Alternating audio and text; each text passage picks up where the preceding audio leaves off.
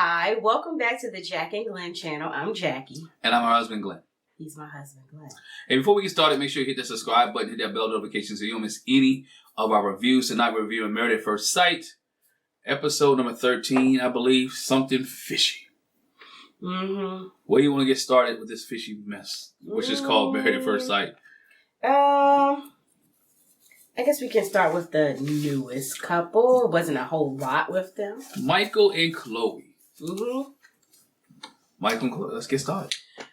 So we meet Michael's match. Mm-hmm. Chloe, she's a 39-year-old senior director of development for a nonprofit.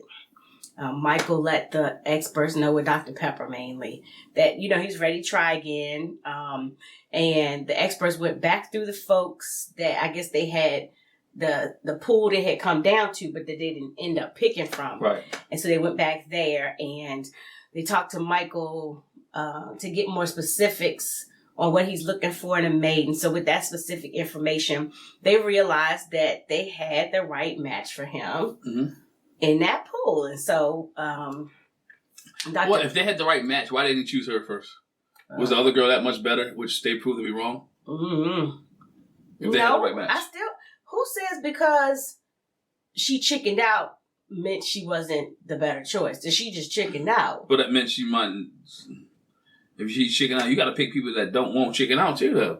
Not just a person that you think. You can never really tell that. Because it's been a lot of people that got very close to chicken it out, and they did. Yeah, but she did though. But Dr. Pia said that I like her. I did her home visit. She's very warm and calming, empathetic, sweet. She's a minimalist, and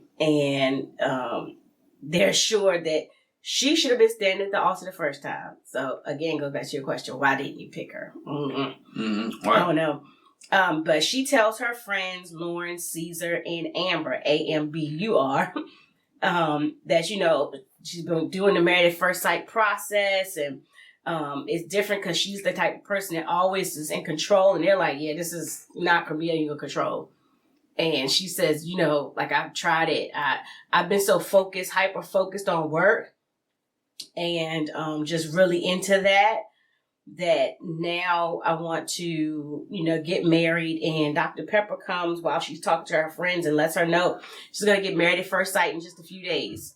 Now, I don't know if that few days, it's less than 2 weeks.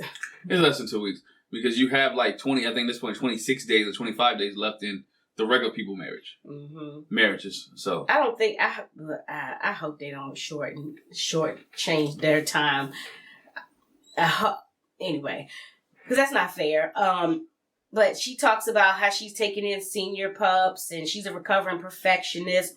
Again, she spent a lot of time trying not to make mistakes, that she didn't have fun along the journey. And so she feels like she's projected her perfectionist traits onto her partners and they weren't emotionally available. And so she's working herself so hard and now she's trying to find some fun. So she called herself very strong and independent, but ready for a partner. She's got an open heart, mind, and she's ready to be a good listener. And the main thing is the experts did not tell her what happened with Michael. I think that was good. Don't tell her. Right. I mean, so she thinks he's getting married for the first time with her. Well, and also she won't, feel like she has to do extras. Oh, no, you've been disappointed. Oh, my gosh. All that extra. Well, they should have told her that so she would do extra. But again, because she can be heartbroken, like, this is my second marriage. When she finds out, like, my first one left me at the altar. Like, how is that going to go over? You know what I'm saying? Mm-hmm. How is that going to work in that relationship? So. But we found out that Michael got rid of all the old wedding gifts. Finally. Yeah, I guess he got rid of that crown. We see her go to pick a dress. And what she said on after party is, okay, so when she went with her friends to try to find a dress, she found this cotton candy cloud type of thing. Ugly. Hideous. I wouldn't wear it for a wedding. Hideous. Prom, maybe. Ugly.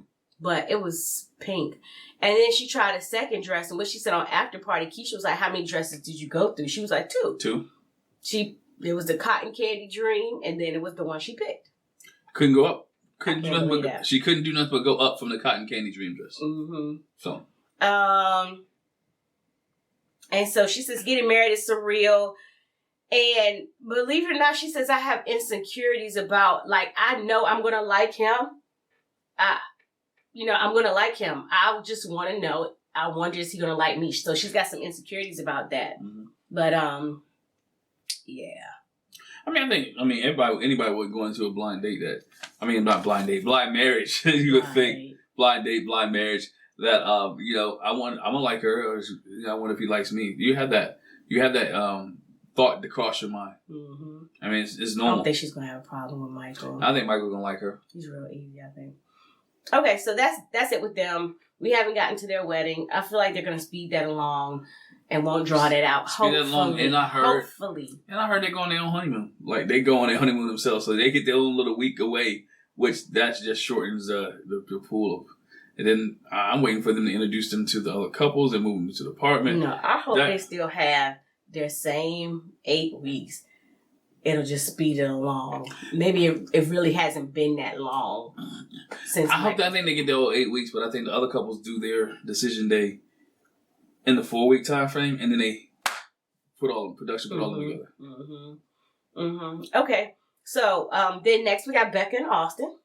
They were much better in this episode. Yeah, because it wasn't talking about you going to hell. They weren't talking about Jesus, but anyway.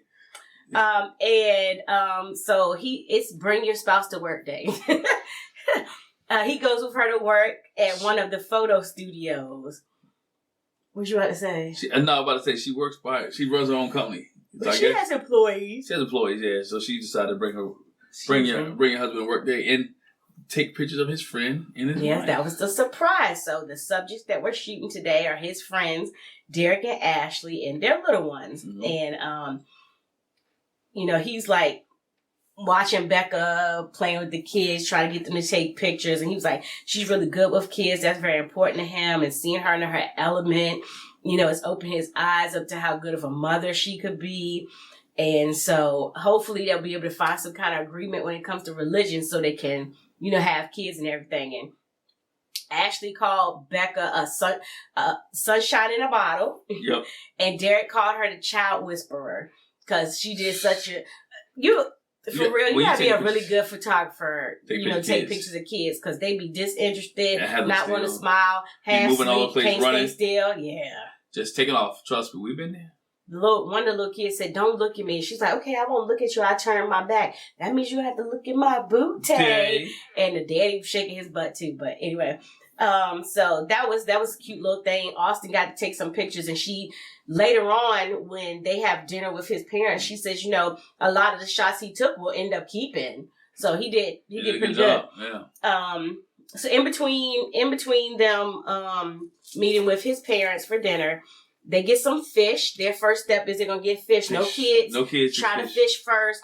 And so they're putting them in a little aquarium. And she jokes about baptizing the fish. It's too early, sis. They already submerged in water. Too early. Don't make no religious jokes. Well, I said we don't sprinkle over here, but they already submerged in water. Don't make no religious jokes. I make no religious jokes. Sorry. Not you. Come on, her. Yeah. Leave it alone. So they go out with his parents, and, as he says, it's very important to him to get his parents' stamp of approval. Hey, dude, Becca. Is it really? It's kind of late. Y'all already married. No. So if your parents say they don't like her at this point, but you like her, and y'all married, you mean you're going to drop her? No, I think he would try his best to kind of try to work that out. Yeah, so it's like, at this point, you already married her, so y'all two need to work that out. And he took her to a restaurant where it was actually the first place he had a job. And it's a very highly acclaimed restaurant. He still knows people there, so they're taking care of them real good, bringing food. In the restaurant, he said he did everything except bartend. And they joked about how at the wedding, each of their family and friends said that they run late. And they were like, I don't know how you have to work that out. Work it out. The dad says, so, have you been in touch with any of your friends during the process? And he was like, well, Derek's actually been, pretty sticking with me throughout the process. And that's when they talk about photography and, take the photo shoot that they took with his family. And, so we know that Austin is an only child. Only child. And had to be lonely being on the show. I'm so but that's what Becca asked the mom though. It's like, okay, has he always been super social, even though he's only child? That's kind of rare for only children. And she was like, well, yeah, because we both worked. And so he was in child care a lot. And so his friends were more like siblings. Mm-hmm. And if you are a parent that works and has your kid in child care, a lot of times they end up at the child care center more than they're with you from waking hours. And they got more friends they can shake a stick at. And they got the little dude that you run around with, the little girl that you think you like, your little kid always getting in trouble, the one that's got snot in their nose is crying. They got buddies. They got companions. Sometimes they be at child care, and even when they go to school, they be at child care and school so long that they will come home and call you Mrs. So-and-so from school, and they call Mrs. So-and-so mom. Yeah. All my kids have done it. Crazy. But anyway, so they talk about Becca and Austin's mom's love for lamb. Yep. How his mom is from West Hartford, and Becca's from West Hartford, and his mom is from Hartford, and his mom, Becca's mom is like a historian for the family in that area, whatever, and his mom's like really into that, like, oh, I like those that keep up with the history, whatever. So they just talk about how it's going well. They got the fish, and his dad was like, it's been a very pleasant surprise for them with Becca being in the picture. And Becca was like, yeah, it ended up being the best case scenario. I can't be upset. So I mean, it was great for them. I mean, the parents really loved Becca. They was willing to share, open up, and give them a little bit of advice. You know what I'm saying? So to me, I thought it was a win-win. I'm glad they didn't bring up. I like them better. I'm back liking them. She didn't have I don't want to say hissy fit. She didn't get on that Jesus train. Going to hell train. Yeah, she didn't get on the religious train. I'm sorry. Yeah. She didn't get on the religious train. And, I think that dinner wasn't a place for it, but they had deep, conversations. So we'll move. Because this is heartbreaking right here. So one of the couples... One of the couples again. So we started with 5, which went to 4 because Michael got duped at the altar. Yeah, all right, and then so that was 4. So then we dropped to 3 because freaking Orion just couldn't get over himself. So we're at 3, and now last week we went down to 2. 2.5. Because Cameron and Claire, Cameron and Claire were like rock, paper, scissors. Divorce, separation. But even with that, here we got to see them again. So Claire says she woke up in the apartment alone. It was hard. She didn't know how it would feel because she stayed there and he left. How is it hard? Y'all known each other a couple of weeks. You used to sleeping by yourself or in a place. So why is it hard when he's not there? Because this is not where I live, and we were living here together. And even in this short time, you got used to living with. And remember, Claire never lived with anyone. She never lived with anyone. So that's what I'm saying. Yeah. It's like, wow, okay. Dr. Pia checks in with them. She actually talks to Claire, and to see how she can help, and actually to see if they've really exhausted all their options. And so, like I said, she talks to Claire. And she was like, it's been hard because since we made this decision, Cameron's been going through some health issues. Yeah. And I'm trying to help him work through that. And it's hard to, I don't even want to talk about the relationship because we're more concerned about his health. She wants to know, is there anything I can do to help, to support you? Claire gets choked up. It's like, I feel guilty because the stress between us and what's been going on might have, caused this health issue. Maybe he's been so stressed and this caused it. And he's told me to stop worrying, but I just can't stop feeling this way. And Dr. P was like, no, you can't blame yourself for this. Just find a way that you can support him. And Claire's like, I know he doesn't have family here. And she was like, even though you're in the state that y'all are in, maybe you can still have your friends and your family and you support him. Yeah. Because I mean, he does have people here, but you know, he doesn't have as big a support system as she does. So all I can think about when I hear this is like, did she sign a few papers, right? Like they're married. Like, does she have a power of attorney for Cameron? Does she have a? I'm just thinking like if something happens to him, they're technically married. Mm-hmm. So she gets the final say. They had to hook this dude to a machine, and he wasn't breathing right. This woman he's been married to for several days, gets to make a life and death decision about him. That's what crossed my mind. I'm sitting here watching it like, dang, can she do this? Like, if something, like, he became, not incapacitated, because that's dead. It's not. But if he became like a coma or something, and she really had to make choices and decisions, and the way they left it. She would have to depend on his friends and family to guide it directly. Yeah, that's what I was sitting there thinking, like, man, I'm glad Cameron can still talk for himself, because I don't know the rules of Colorado, but she's in charge. Mm-hmm. Mm-hmm. So then we see Cameron in like a own little vignette. He's like sitting on the steps. He's like, I'm sitting here trying to get my heart rate down. I developed a heart condition. I was going to have to get a procedure in the next few weeks. And, you know, I wondered, did the stress of the separation cause this, or maybe it just accelerated it? You know, he's like, I've been just in a place with my heart that I haven't been meeting with anyone. Yep. I haven't been, not Claire, not the experts, not nobody. And every time I move, his heart rate goes up. Yeah, it makes my heart rate go up. And he looked really worried. So yeah, he said every time I move or do anything, heart rate goes up. He was sitting on the step, that junk was like, hi. Mm-hmm. So we see Claire talk to her cousin Kobe and tells her, you know, a lot's gone down since I saw you last. You know, we've gotten separated. We realized that we needed time alone. You know, I think we were in just too much in our heads. Mm-hmm. And now he's having health concerns. She's trying to be supportive, but it's so distant, you know, feels kind of empty and a little bit sad. In the marriage, we have our good and bad parts. And, you know, we took space to reflect now, you know, on what's happened. And it's sad because now that all they've gone through, it's like, you know, it didn't go like they expected, but it went better, but still it didn't go like they expected. You know, maybe we're meant to be in each other's lives, just not married. More like a friendship, and he's all that I asked for on paper. The show is called Married at First Sight, not Friendship at First Sight. If you're here, you have 8 weeks. This is my problem.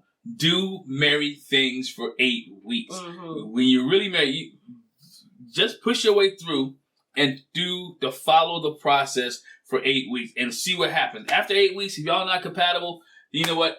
Go waste. But these people who take time off and separate, you're not really fulfilling the process. You're stopping in the middle of the experiment. You're checking out an experiment. My numbers are off. Your numbers are off. The experiment doesn't work because you left. Mm-hmm. Mm-hmm. And the next couple is a you don't know how to navigate through this. You don't know how to work things out. You don't know how to solve problems, solve issues. In real marriages, every time you have an argument, you can't go to the hotel. Mm-mm. You can't go home. I mean, you can. You can, but you might not come in. Doors might be locked. What? Doors might be locked. But yeah, she's like, he's all I asked for. It was just, you know, the compatibility part. They just couldn't get past. But Kobe says, you know, what makes a good relationship in general is having the same type of friendship, like that friendship that you have. You know, down the line, could have maybe have developed into something else. And Claire's like, I mean, who's to say I don't know? But you didn't even try. Didn't try. Try. And that's the key word for today, because this other couple didn't try neither. Well, one party. So bad. All the couples are terrible. They're terrible. Okay, so Emily says, you know, she was mad at Brennan because after the couples got together, whatever, he didn't text her after to see how she was doing. And when she asked, you know, when he come home, and he was like, you know, he was upset at how crazy she acted, and he's put up a wall. Yes, he's crazy she acted and put up a wall. But he described what crazy was and how he acted. What he said was on after party was that when they got back after they all went out, they had some friends over and they started drinking. She got so drunk that she don't even remember the night. That she went, while he was in the shower, she pulled the shower curtain down, trying to get to him, trying to get in the shower with him. And then she took the way he said it, she took the shower curtain and tried to smother him. Now, Keisha was like, you mean smother you, like try to kill you? Oh, no. What I mean, she was so drunk, tried to get to me, she tried to pull it down, and then she fell asleep on me, meaning smothering me like that. But I was upset because she was drunk, that she was pissy drunk. And so that's why he was mad, and that's why he wasn't there, because she was inebriated. And she didn't tell the whole story, according to him. Now, this is the legend. This is a story he said on After Party. So, that's why, and hence this, he's not texting me or calling me, is because she didn't mention that, she failed to mention that I was sloppy drunk, and I was trying to forcefully make my way into the shower on him. You know, the shower is his place where he thinks. That's his sanctuary. That's his private realm. That's where he gets all the things cleared out of his head. Leave that man in his sanctuary alone. But she was like, I think he just doesn't understand me or hear me, and I have a problem with the way he makes me feel and talks to me sometimes, which I believe. Oh, yeah. He's nasty. That her friend Lily comes over so they can talk and chat over some salad and wine. And she tells Lily about what happened at the 1 month dinner. It's like, she didn't deserve the lack of responses, all that day by day. We're taking it day by day comments. She knows, and this is the thing. I was like, what? She's like, I know he's better than this and has more than this, and he doesn't notice when I'm upset, but everybody else does. And he doesn't want to notice. When a man doesn't comment on something and you do something outwardly, it doesn't mean that he doesn't see it. Doesn't mean he's blind. Doesn't mean he's dumb. He doesn't want to deal with her. He's already telling you he doesn't want to deal with you. He's like a man getting ready to get out of prison. He is counting his days down now. I mean, even to the point where she was like, I know he wants to be in it. No, he doesn't. He says they can meet in the middle. They had a whole conversation after too. Once they got in the apartment. Okay, let's just reset. Let's meet somewhere in the middle. Just the solution he came up with. Let's work on being friends. Focus on being friends and taking all the pressure off because of the marriage and all that. It's just not something he's comfortable with anymore. What? Doesn't make sense. What? You sound stupid. And her thing was always very much on his terms. But she's open to a reset. And her friend's like, why? Well, I'm open to a reset because, I want to make sure that we give this our all. And I think he cares, but doesn't know how to show it. No, he does not. He doesn't. Chloe used the term on After Party, which is, he's stoic. No, that's not the stoic part. That's the part where he doesn't want to be involved. He doesn't want to be involved with her. He's all right. I think on another show, Vern said this, which y'all ever watch Ready to Love. She said some people are just there doing call times because that's what they have to do. He's there just because he doesn't want to get fined. He's there because it's a call time. He has to be there. He has to film. If they had given him an option, he's gone. And you can tell it on camera. He's just there so he doesn't get fined. So. Yeah, she was like, Lily's like, that's the thing. You've been saying, it's like, why are you trying so hard? Like, what are you doing? And, she said, if he doesn't seem to be trying himself, it's not great to be in a relationship with someone who doesn't make you feel good about yourself. So Lily was like, while y'all are apart, take the time to work on yourself and get that together. I feel like that's what it's, giving you. So here they meet with another expert. They done met with experts more than a little bit. They're trying to save these. Listen, they do not want to get down to one couple. Then Michael and Chloe. They met one girl, Dr. Pepper. And she was like, they talk about they haven't talked much since the month-anniversary dinner. They tried to the best of their abilities and their capabilities. Thought it would be best to reset. This is what Brennan said. And Dr. Pepper was like, define reset. Brennan says, let's just start at square one. Hi, I'm Brennan. Hi, I'm Emily. And, going forward from there, making sure not to cross any boundaries and establishing them and respect them. Dr. Pepper says, okay, and so what are the boundaries? What are they? And him, just being cognizant that it's okay to take more time for yourself. I don't think Emily ever said that. She kept looking at him. She didn't say you couldn't have time to yourself, but God dog, when you get, listen, when you get married, you don't get married to have time to yourself. You're being with somebody. Yo, he wants too much free time. Okay, so the boundary is being cognizant that it's okay to take time for yourself, do this, and not make a big deal. To focus on the friendship, not the marriage, and take the pressure off, and do something. Now, this the part I was like, okay, and do something completely different than what's expected of us. Mm-hmm. Who's expecting something of you? The experts, no. The experts in the show, they are expecting something of you to be married. They actually expect you to have a standard, be married, and follow through. You should have the own expectation of yourself to do the right things. Right. Your expectations should come from within, not from other people. And that's what I'm going to say. His expectation of he's doing this to please other people, not pleasing himself. Because he could have walked. He can walk. Yeah. Dr. Pepper's like, okay, so is that right there? Is that what Emily thinks reset means? And Emily says, yes. Anyway, Dr. Pepper's like, okay, so about friendship, there's two kinds of people, that you hang out with, and it's really close friends, which is that what you're talking about? And he was like, well, that's what we're trying to figure out. Yeah, we want to be friends. Like, we need to be friends first. This is what I have a problem with this friend thing.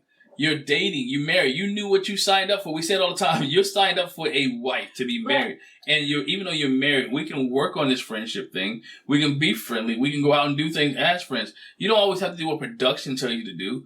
Far as the days, if you're working, you do. But there's days that you're dating when production not there. There's times when you're going to bed at night, production not there. You can have open conversation, open dialogue about different things. I mean, Amani, it goes back to what you said. Amani and Woody did. If you want to. But it goes back to what you said. I tend to believe this is not happening because, like you said, I'm on when I have to film. Otherwise, I'm off. Mm-hmm. That's what it's giving. Definitely what it's giving. Emily was like, the most important thing is being in each other's lives. They were thinking about more romantic bond, mm-hmm. And then Dr. Pepper says this, give me 5 things that you like about her. Oh, God. And he's like, You'd have thought you asked him what the Pythagorean theorem was. What was Einstein's theory of relativity? What was Henry Ford thinking when he made a model car? What was who invented the hula hoop? I mean, you would have thought you asked him like deep questions. This Joker says, she's very caring. She's awesome to hang out with, and they have fun together. And that doggone Emily was like, watch this. Emily was 5 things. She was like, he's caring, loyal, funny, smart, and trustworthy. He's not really any of those. Not to you. Maybe to everybody else. But Dr. Pepper said, yeah, I like Emily's list better. Yeah. Yeah, because she didn't have to, she did not have to stress. And she rattled it off. She didn't lose brain cells.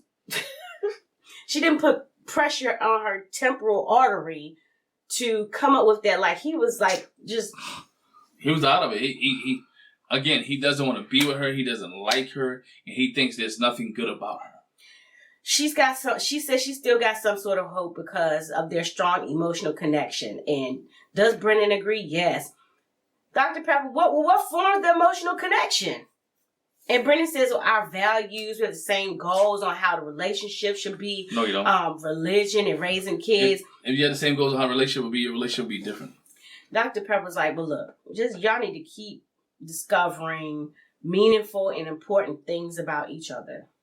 So she gives them a fishbowl activity with questions to share. Have fun, be vulnerable, be kind, and remember all the good things about this person. Okay. And then they have the fishbowl activity in the hot tub. And he acts like he never been in a hot tub before. I'm hot. The reason why you're hot is because you can't answer the questions. You want to pass on the questions, and really she's trying to light a fire under you, also in the hot tub to answer these questions, and he's freaking lollygagging. Hot tub does get hot, right? It don't get that. It ain't boiling water, right? It's not boiling water where y'all ain't lobsters in no pot. And so what? It wasn't drinking. The question is that what happened, what we did not see, he shared on After Party, was that he got hot. She basically said, stop being a punk and suck it up. She did. We saw that part. Yeah, stop being a punk, suck it up. And he got in his feelings like he did on the honeymoon when she told him, like, do you know how to have fun? Which goes back to where he doesn't like to be... just come up with the answer to these questions off the top of my head. He does not like to be challenged at all, and especially by women. And that is a problem. He don't want to be challenged. And not even necessarily challenged by his wife. I mean, his wife, she was asking questions. What it is? Even though they need time for their self and space and a reset, they're not giving up. That's production. Production is making them not give up. He want to walk. His boundaries, I need having space when I need it and time, not hanging out all the time. OMG. Just say you don't want to be married to the lady. What is your boundaries? Right? Y'all sit down and write boundaries. Like, his boundary is I don't want to be around you all the time. How the freak? I know, but he's not around her all the time anyway. He's already working back at his own apartment. How the freak? Okay, what's the hardest thing that you had to forgive? And hers was, had to forgive my dad for pushing me so hard. He did what he thought was best, and he made decisions for her, so she had to forgive him for that. For him, his parents are good people, but they didn't handle situations the best. They talked to them about it, and he got frustrated. It was hard for him, and just that's what he said. And he was like, because I love changing things and making things better. And in her vignette, she was like, yeah, okay. Mm-hmm. He don't love changing that. He don't like making that marriage better or changing things in the relationship. But physical things, sure. He asked the question, name one thing you've given up for different reasons. For him, it was, and he did show some transparency here. I think it was, for once, I gave up trying to have a relationship with my sister because it caused me more hurt than happiness. For her, she dropped the ball with that. She should have been more compassionate there and asked questions. Why? Can you explain? And would have made him feel more open that he can share this with her. She didn't do that. And I kind of blame her. Go ahead. I mean, I do too. I think she's probably shocked. Like, he actually said something of value. I can't believe it. And then for me, I would question, who I'm dealing with. Are you being genuine? Well, he's being genuine. You can tell he was being genuine, but she needs at that point, she needs to have compassion for him. Like, if you forgave him, and y'all want this relationship to work, when he's opening himself, you should be attentive. Kind of hurts when she was on the other foot, don't it, Brandon? But again, she has to be the bigger person in this situation. I ain't talking about that. I'm just saying. Okay. Just saying. Her question: have you given up on something you wish you hadn't? Him, he says, I can't answer that question. I'm gonna have to pass. And she explains further. She was like, explain. Is this something? And he says, I don't have anything for that. She says, okay, is it something that you wish you hadn't given up on? She said she wished she hadn't given up on her dream of being Britney Spears. But she meant entertainment, being a news reporter. Yeah. And for him, what's one thing that you haven't shared that would give me more insight into who I am? And he was like, can we come back to that one? I need a break. And then he pulls, one, like, I can't get this an immediate answer. Like, I don't know. And she's like, why is it so hard? You might be able to rattle off just this important stuff, but I'm spending a lot of thought here. She's like, I am too. And yeah, it is hard, but that's what this is. It's hard. And Then he says, putting this on camera doesn't do anyone any good. You knew the cameras were there. I only want the good to show. You knew the cameras were there when you signed up for the show. This ain't your first rodeo. He only wants people to see him in a good light, not the butt that he's making himself to be. He doesn't want to see that they have any arguments or discussion. And maybe not for him. Maybe it's for his parents and his family members that he doesn't want to come off this way. But guess what? You're coming off this way. You're coming off as a butt. You're coming off as a person who is, what's what I'm looking for? Alienating yourself from your own wife, from some of the cast members. It is bad. This marriage is doomed. Yeah. This marriage is doomed. Then it's like, okay, so your turn of mind. What worries you the most in this moment? She was like, I'm scared that when we do this reset, it's going to backfire. And it's going to make us not be civil to one another because we're going to be mad at the end of it. And him's like, yeah, me same. Yeah. And then that's when he goes on his thing, you know, I'm getting tapped out, I'm losing consciousness. And she was like, you'll be okay. You all right. It ain't that hot, you know, calm down. He's top of the conversation. Punk. Yeah. I mean, she called him a punk. Sorry. Basically. So that was the rest. She was like, oh my gosh, you're fine. Then she goes on asking him, what if you fought hard for... And it's not like you're doing push-ups. Haven't you ever done push-ups in the sauna? It's not that hot. You're good. You know, she still was trying to go with the questions in. Yeah, it was over. I'm hot. Over now? I'm using too many brain cells, and that's making me hot too. But so it's over as we know. But she's trying to tough it out, and I'm still sitting here wondering why she's trying to tough it out. Is somebody making you stay there? Because obviously this relationship is not right. And I'm not saying it's not all her, because she's adding to this, because I believe that she was sloppy drunk. When you got somebody who don't like you already, you should be doing things that make them like you, not creating your habits or your vices to get them to turn away from you again. I think she's really trying hard because, again, she signed up for the Married First process to really actually try. Is the first thing. And remember, his whole thing was divorce is not an option. So I think she's trying to stick with that as well.